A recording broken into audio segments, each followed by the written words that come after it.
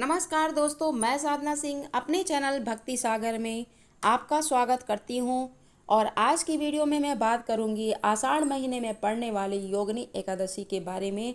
लेकिन इससे पहले अगर आप मेरे चैनल पर नए हैं तो मेरे चैनल को सब्सक्राइब कर लीजिएगा और साथ ही बाजू में बने हुए बेल आइकन के बटन को भी क्लिक कर दीजिएगा ताकि आने वाली वीडियो की नोटिफिकेशन आपको समय पे मिल सके। और अगर आपको आज की वीडियो अच्छी लगती है तो इस पर लाइक कर दीजिएगा और कमेंट सेक्शन में जाकर मेरी वीडियो पे कमेंट करना ना भूलें। तो भोले बाबा के नाम का जयकारा लगाते हुए मैं अपनी वीडियो को आगे ले चलती हूँ। आइए जानते हैं मोहिनी एकादशी व्रत के महत्व के बारे में। इसके बारे में एक पौराणिक कथा है। धर्मराज युधिष्ठिर कहने लगे कि भगवान, मैंने ज्येष्ठ शुक्ल एकादशी के व्रत का महात्म्य सुना है। अब मैं कृपया करके आषाढ़ कृष्ण एकादशी की कथा सुनाइए। इसका नाम क्या है, महात्म्य क्या है, यह भी बताइए। कृष्ण जी कहने लगे कि हे राजन, आषाढ़ कृष्ण एकादशी का नाम ही योगिनी है और इस व्रत से समस्त पाप नष्ट हो जाते हैं और इस लोक में भोग और परलोक में मुक्ति देने वाला यह व्रत तीनों लोकों में प्रसिद्ध है। मैं तुमसे पुराणों के वर्णन की कथा कहता हूँ, ध्यानपूर्वक सुनो। स्वर्गधाम की अलकापुरी नामक नगरी में कुबेर नाम का एक राजा रहता था। वह शिव भक्त था और प्रतिदिन शिव जी का पूजा करता था। हेम नाम का एक माली पूजन के लिए उनके यहाँ फूल लाया करता था। हेम की विशालाक्षी नाम की एक सुंदर स्त्री थी। एक दिन वह मानसरोवर से पुष्प ले आया, लेकिन काम सख्त होने के कारण वह अपनी स्त्री से हास्य विनोद तथा रमण करने लगा। इधर राजा उसकी दोपहर तक राह देखते रहे। अंत में राजा कुबेर ने अपने सेवकों को आज्ञा दी कि तुम लोग जाकर माली के न आने का कारण पूछो, पता करो, क्योंकि वह अभी तक पुष्प लेकर नहीं आया है। सेवकों ने कहा, महाराज, वह पापी अतिकामी है और अपनी स्त्री के साथ हास्य विनोद और रमण कर रहा होगा। यह सुनकर कुबेर ने क्रोधित होकर उसे बुलाया। हेममाली राजा के भय से कांपता हुआ उपस्थित हुआ।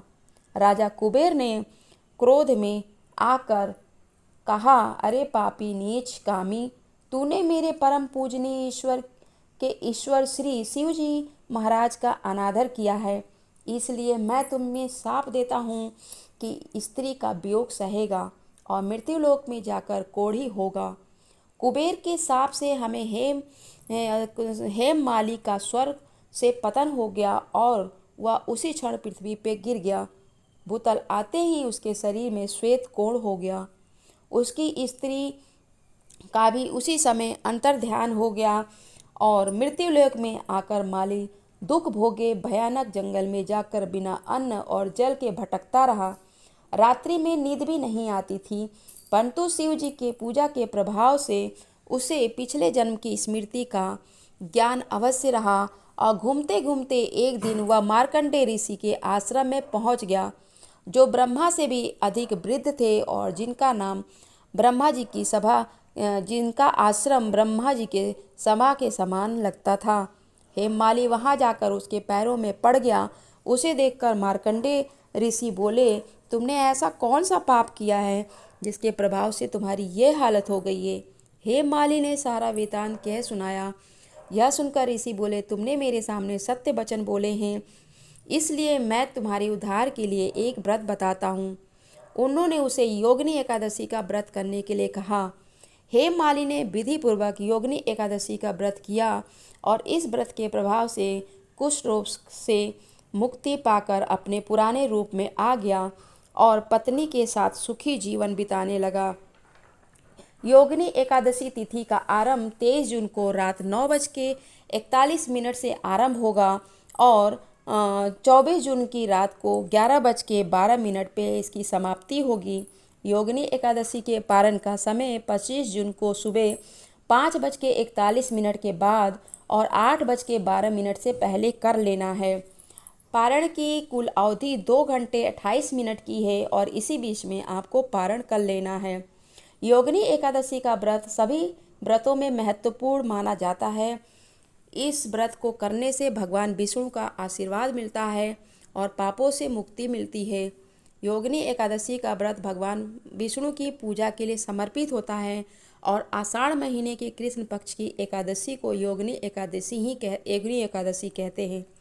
इस दिन भगवान विष्णु का विधि विधान के साथ पूजा करने से उनका आशीर्वाद मिलता है और व्यक्ति को सभी पापों से मुक्ति मिलती है।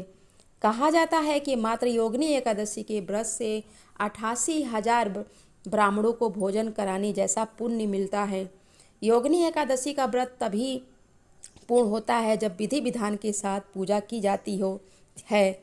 और योगिनी एकादशी के पूजा के नियम, एकादशी के दिन जो है घर पे चावल और बैगन नहीं पकाना चाहिए। योगिनी एकादशी के दिन बड़ों का अनादर भी नहीं करना चाहिए और घर आए किसी भी ज़रूरतमंद को खाली हाथ नहीं लौटाना चाहिए।